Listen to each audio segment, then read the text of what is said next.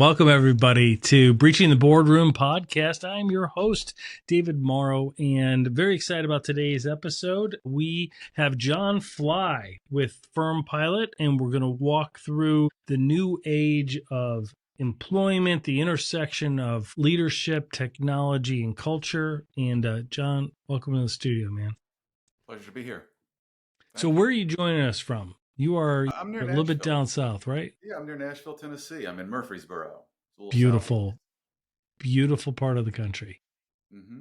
So Starting to warm up. explain to everybody, walk us through kind of where you are today. You and I just had a really good conversation. I'm going to get into that about current hiring processes, how AI is affecting the onboarding and the hiring process. Oh, But first, I'm always interested in origin stories yeah, and what makes people do what they do. So walk us through kind of your current role, and sure, then let's back up into that. sure. So, starting into 2023 to current, I am the CTO of a small AI-powered marketing organization called Firm Pilot. We use AI and automation to provide our clients, which are mostly law firms, with the content and impact that they're looking for to become highly ranked on search engines, highly discoverable, and bring in the clients that they're after. So, using a lot of generative AI and a lot of modern AI, ML, and automation to deliver that. That's phenomenal. So what are some of the things that Firm Pilot will do for a law firm? Like, will they curate newsletter articles or LinkedIn posts or, So, ABA journal articles, that type of stuff?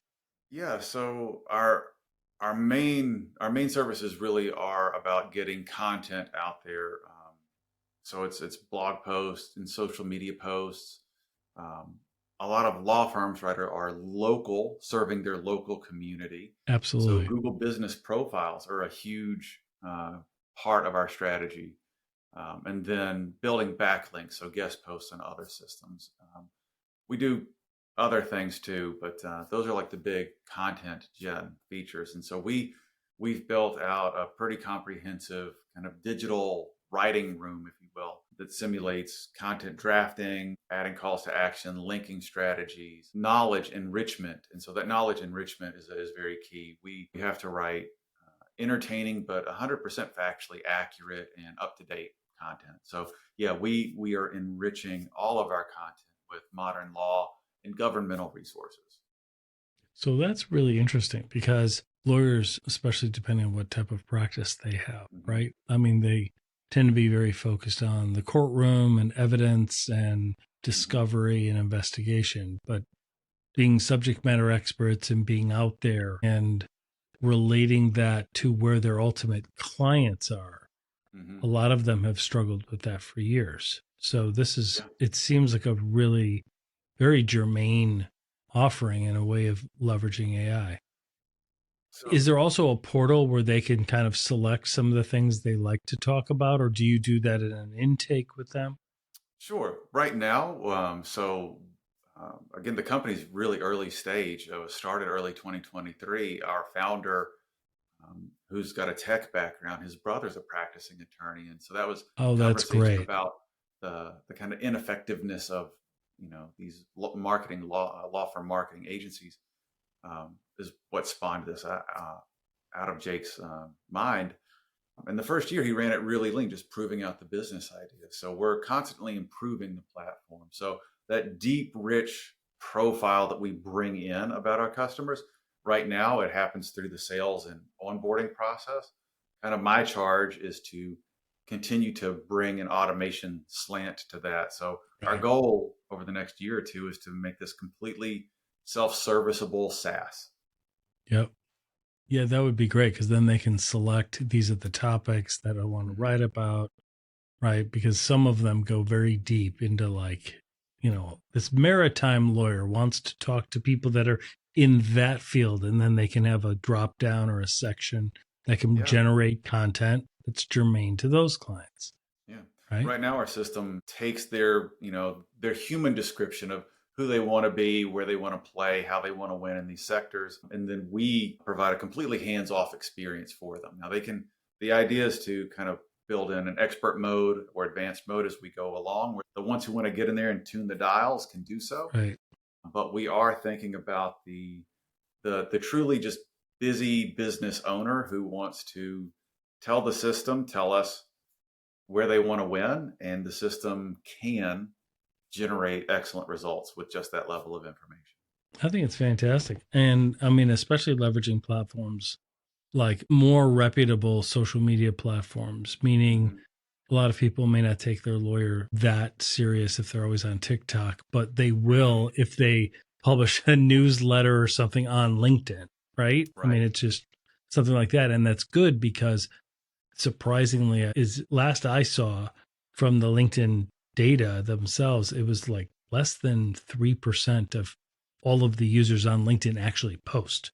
So there's a lot of really good opportunity, I would think, to Yeah. create that subject matter expertise for individual attorneys and law firms. So that's excellent. And obviously you and I've talked, I see that model like that could really grow way beyond law.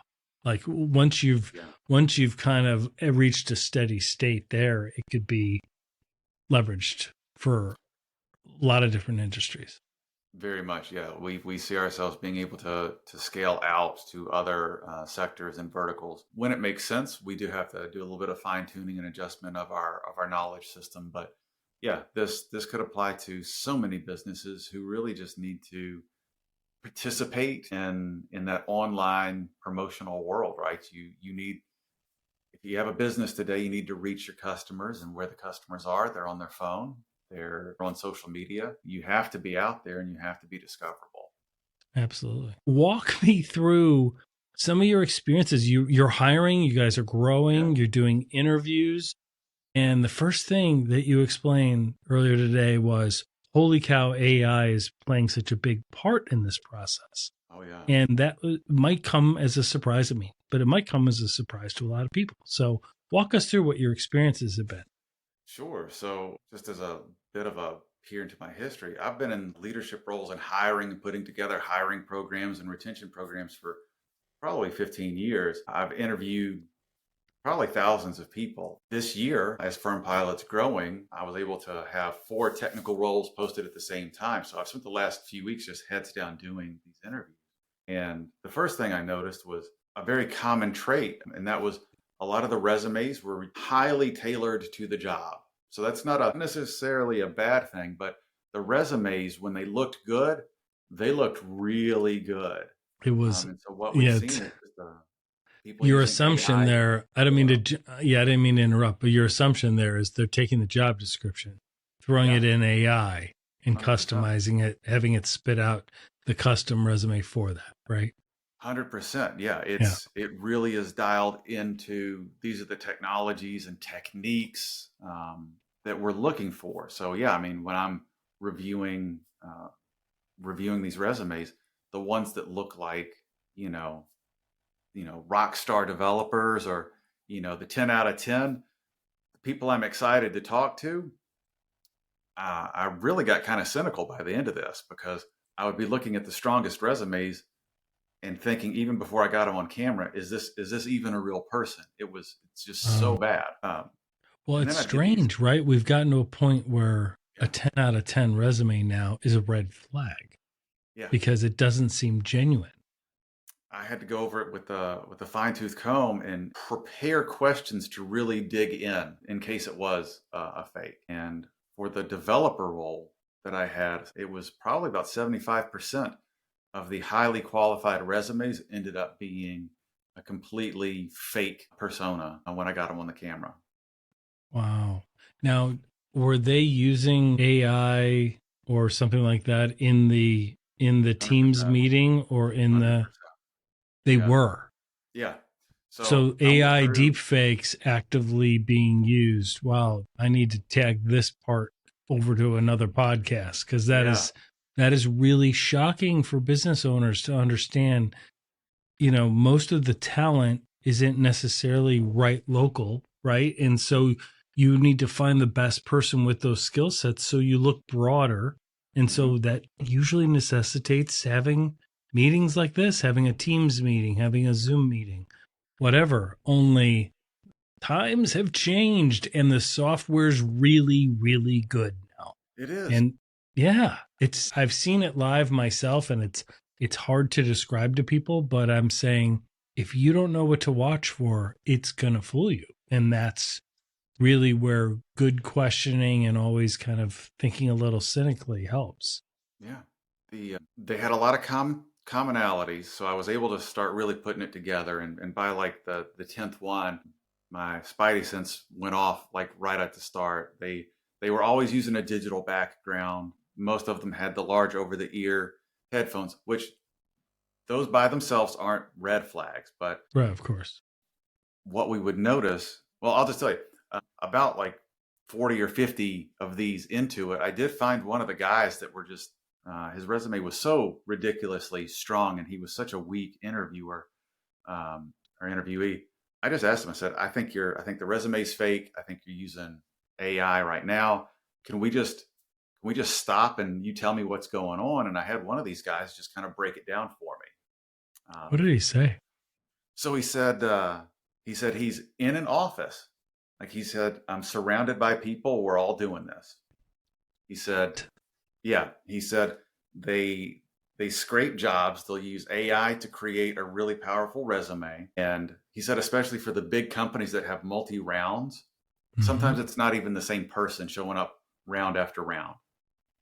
And so they show up, they have the resume, they have a terminal in front of them. They'll typically have somebody listening in, prompting the LLM based on my question. So I'll ask a question. They'll usually pause with, that's a great question. Let me think about that. Meanwhile, they're prompting the AI. Yeah. And then they're reading. So you'll see them lean in and read sometimes, but the really good ones, it might be coming in over their headphones. But the entire shtick is to, I asked him, like, what's the goal? Like, what's the big payoff? And he really said the goal that they're after is to get a job, to get on payroll, and then to either farm the work out to AI or just stretch it out as long as possible to pull in paychecks. Really? Yeah. So the ultimate goal, or maybe he was not being fully transparent either, but the ultimate goal is not because you guys are Firm Pilot and you can get access to law firms, right? Which could then access all of the law firm clients and be a huge payload on the dark web. That really isn't. It's just about getting employed and getting the paycheck. Probably getting employed, pulling in paychecks, and probably at this time we're talking about people who have questionable ethics and morals to begin with.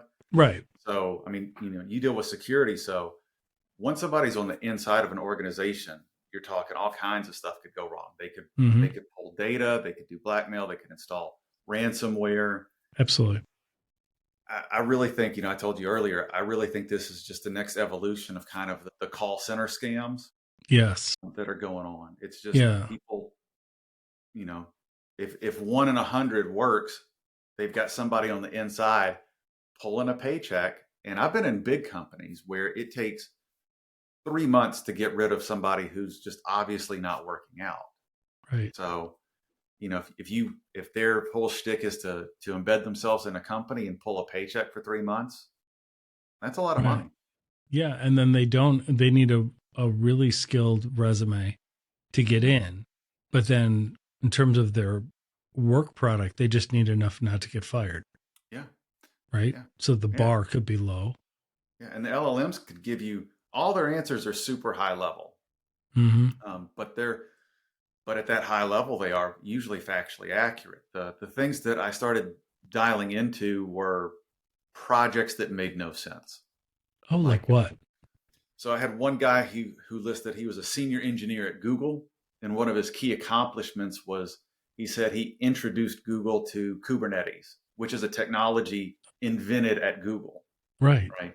So he would be quite famous if he was part of the founding, like the inventing team. Yeah, he wouldn't be looking for a entry level. I had another developer who said they worked for a company called Vercel, who has they're a cloud provider. One of their parts of their business is cloud hosting. He said he helped migrate them from their previous host to Microsoft's cloud.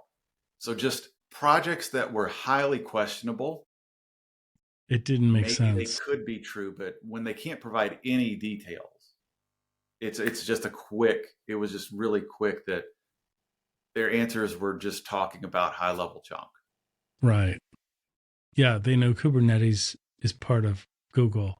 And so they're like, why introduce Google to Kubernetes? It's just like putting A and B together, Yeah. as opposed to that's not how it works. Maybe you were part of the development team that created Kubernetes or expanded from version 1 to how organizations are using it today, etc. But if this was an HR screener or a non-technical person They or won't know. somebody inside my, Yeah. somebody inside your organization that's not really paying attention, these Mm-hmm. people obviously scoot through the process. Mm-hmm. And I think that's just a huge. Well, and part of it too is they use stolen identities, where because we've talked about on the dark web, you can buy a 800 credit score, you can buy an identity, a death certificate, a birth certificate. It's literally there. It's not expensive. So they have that. So when HR processes are vetting the person, they're not even vetting the person that they're interviewing. Yeah. They're vetting the stolen identity, and the stolen identity is probably like, yeah, this person's clean. That's why they're selling the identity, because they have a decent credit score and they have a good, reputation and et cetera. Right. So everything else is going to check out. They don't have a criminal background, et cetera. So they're going to pass the standard background stuff, I would imagine. Yeah. And even, low interest interviewers, if you just, I don't know, it's so new. It is really something that is brand new. That is something that we did not have to address 2 years ago. No.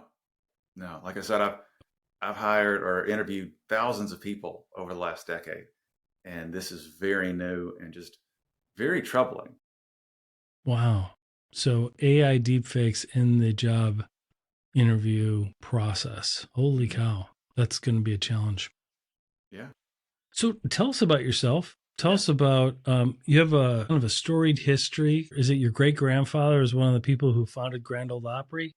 Yeah. So my great grandfather was one of the founding members, one of the first acts, Kirk McGee. So that's great. I've got a lot of music in my family. I think that's come up. You asked me about the guitars behind me when we first talked. My father plays all kinds of instruments. My grandmother always wanted me to play something, and I'm finally trying to take it serious. Good.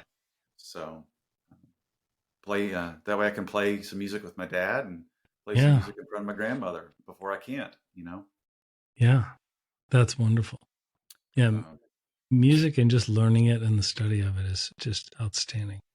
Yeah, I unfortunately with my dad being able, he was very talented and he plays by ear. When he would try and teach me, it was just it's hard then because it's not written down and he learned that way, right? Where then he can show you how to do it. It's all by ear. Picks up an instrument and starts playing. He feels he's one of those natural guys. Yeah. But YouTube's made it like I'm a big techie. My dad thankfully supported my love for tech. He got me a computer, a Texas Instrument console when I was very young, and it had a basic programming manual. So I've been programming since I was, single digits, like 6, 7 years old. Really? Yeah, so like the green screen or the black screen with the green lettering? Yep. At first it was, you could enter in your program. There was nothing to save it off to. So you would code it up and you could run it. But when you turned off the power, it was gone. Oh, wow. But so would you print it then? No, on like a big dot matrix printer. I just have to retype it all. Oh, you have to retype it all. Yeah, but then later on, I was able to get and just thinking back, it's amazing that my parents bought a computer in the early 90s. They were just so expensive. They really were. I mean, they really were. I mean, when you look at what you get today, for $1,500, $2,000, $2,500. You can run an airport today on it, and back then it was just as expensive. In those, it was still $2,000 back then, and that meant a lot more back then. It was probably as much as a cheap car. Yeah, it really was. but that's what got me. So I was tech all the way. My first, while everybody else in high school was getting a typical high school job, I was able to land a software developer writing C++ for mortgage software. Really? So you've been Yeah, doing this ever since yeah, you were yeah. little. I'm a That's interesting. huge That's tech so interesting. geek. Yeah, So how did you when you were moving through the ranks and your career was on its arc and it's on its trajectory? yeah. First, I want to ask, would you agree that people can lead from any title?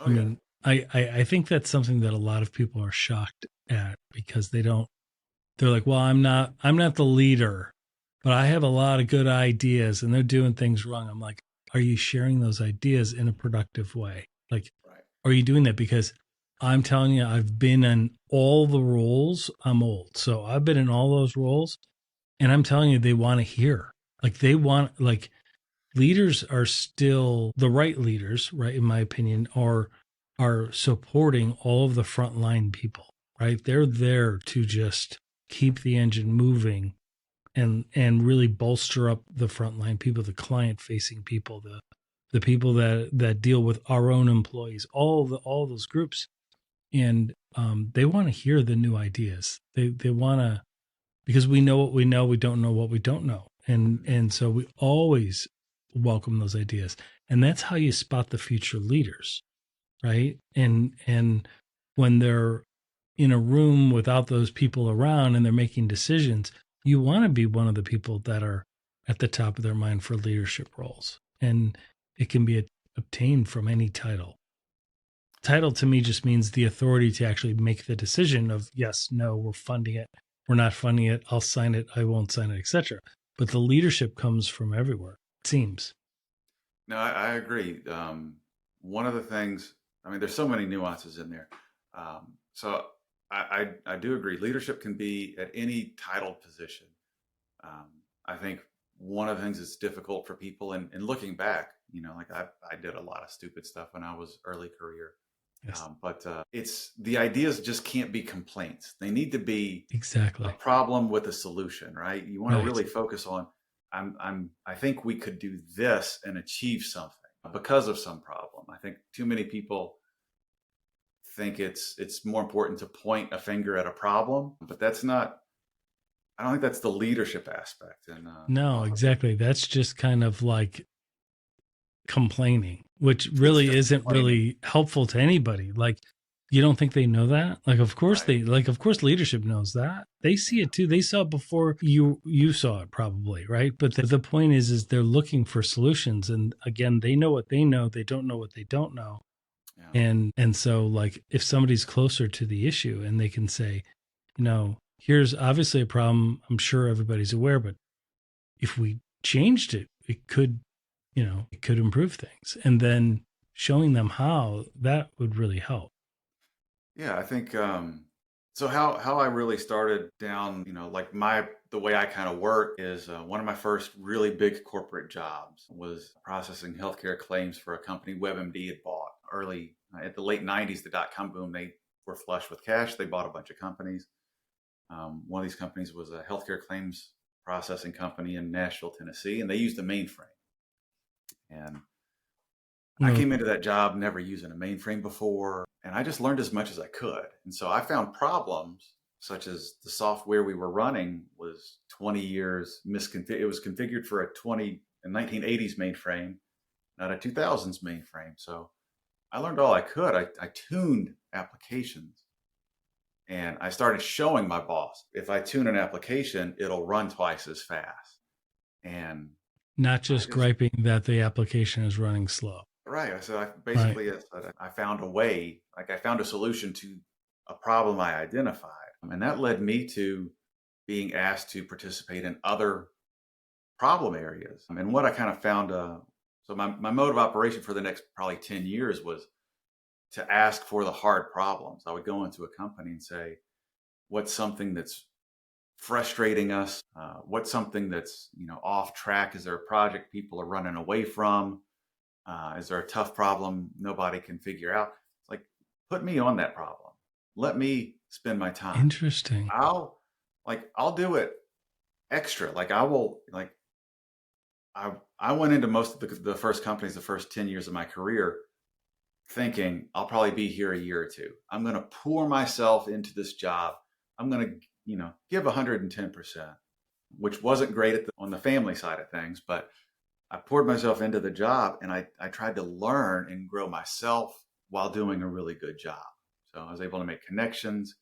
I was able to work on really hard problems.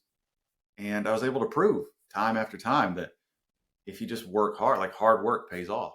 And it And does. you were helping organizations you were working for solve their hardest problems. Yeah. And then that eventually turned into one of these companies seeing me solve hard problems. And the problems they started asking me about were more business. Instead of tune a program or clean up a deployment process, it was, we're not hiring the best people. Can you help us hire better people? Some of our best people are leaving. Can you help us with retention programs? And Interesting. I kind of fell into or was pulled into the leadership roles. So So that I never sought makes that me out. ask that's an interesting take, honestly. It makes me want to ask about your view of an organization's culture and how important that is. Because if Mm-hmm. you're trying to get a retention policy, there's the platform, there's how they use it, but there's Mm-hmm. also just the culture. And we work in scattered environments, right? Like there's a lot of remote workers. What's your view on that? What are some things that you've seen that have worked or haven't worked that other leaders may find value in? I think a lot of companies, in many ways, only look towards the policy level. It's like they'll have a written document stating what the culture is or what such and such policy is, and that's all it is. It's a piece of paper. The culture of a company is embodied in the people each and every day. If you like whatever company you're in, it has a culture, and I think you have to first understand what that culture is. It could be fragmented and toxic or unhealthy, but that's what it is.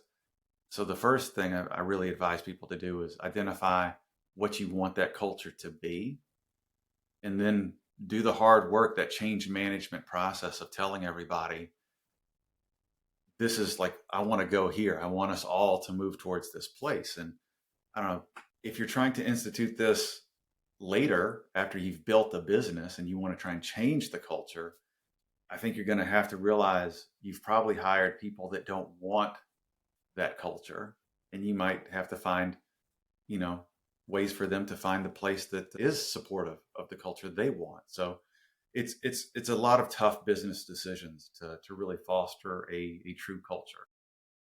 And Yeah. I think a lot of people shirk that responsibility and just kind of say, well, I wrote a culture doc or who we are, or we've got a vision and mission statement. So my work is done. But it's hard Well, work. yeah. I mean, there's benefit to writing it down and clarity of intent, right? Yeah. Sure. Yeah. But it really has to be embodied in action, Yeah. right? Like it needs to be you need to demonstrate it, right? And And but support. there's ways, aren't there ways that I've seen organizations leverage technology to do that, right? Mhm. Like they, rather than say we want to hear from frontline employees, whatever the initiative is, right? Mhm. But you don't give them the tools to let them give their feedback of what they're seeing. Yeah. But there's forms and surveys and other things, even if they work in a dispersed environment, Exactly. Yeah. You right? got to There's reach still a out. lot of ways that you can get by asking the right questions of your workers, you can create the culture essentially of we're going to take this and then they see what you did with it as opposed to, well, I let everybody know what I'm seeing, but I never heard anything again. And now, Yeah. right? I think you have to also work that into the reward and kind of punitive side. You need to make sure that you're not allowing bad behavior, Mm-hmm. right? So you need to address poor behavior or behavior that doesn't align to your culture, and you need to reward behavior that does align to it. So that's, if you want people to share their opinion, you have to solicit that and make it safe for them to give you that information. Then you have to act on it. Oh, That's- absolutely. I think that is fantastic advice because um, there's a lot of organizations that keep some some toxic people on because they're a good producer or they're this or that, not realizing or not tracking the right metrics Mm-hmm. that are aligned with their culture, meaning they may not be realizing that, well, you've lost 3 other Exactly. producers because they couldn't work with that person, right? And so now you have the one who you kept because they produce, right? Yeah. But you've lost 3. So it's not a good business decision, math wise, No, either. no, it's yeah. I do think you can have a highly effective organization. You can have merit-based hiring and merit-based promotion and all of that, and still care for everyone inside the company and make sure you're not allowing like truly awful people to run off your good people. Um, and I think that's why I think the one of the biggest things we can do correctly is the hiring process. Have a really good filter up front, if at all possible. Yeah, absolutely.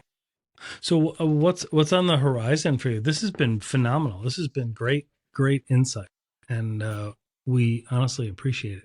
What's on the horizon for you personally, and for Firm Pilot? Sure. So I'm personally trying to capstone off the whole education track with a doctorate in strategic leadership from Liberty University. I've really enjoyed that process. I'm Wow, deep into the dissertation writing now. congratulations! That's no easy feat.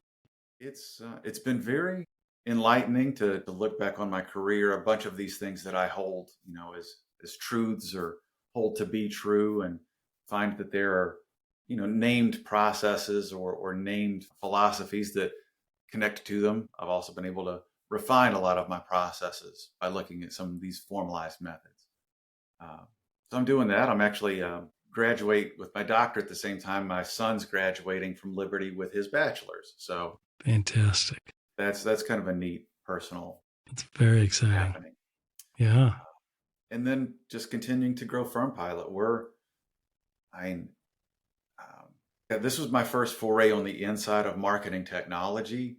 And I really connected with Firm Pilot because my tagline, not the company's, but my personal one is we take the ego out of marketing. Mm-hmm. I personally Very have been very important. frustrated in prior workplaces with marketing teams who always wanted to talk about big rebrands.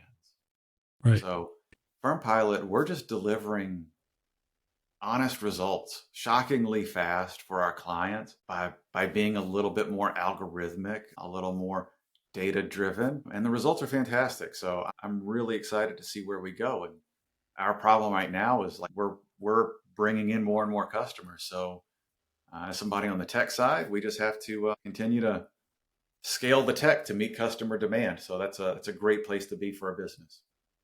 That's fantastic. John Fly, thank you so much for your time. We will have links in the show notes to Firm Pilot Wonderful. and to you as well. We encourage everybody to follow you on LinkedIn and other platforms, and especially as you figure out guitar and you start posting some of that stuff. That's fantastic. Well, thank you so much. It's been a real pleasure to be here. No, definitely, and we will personally continue the conversation. And I will be in touch soon, my friend.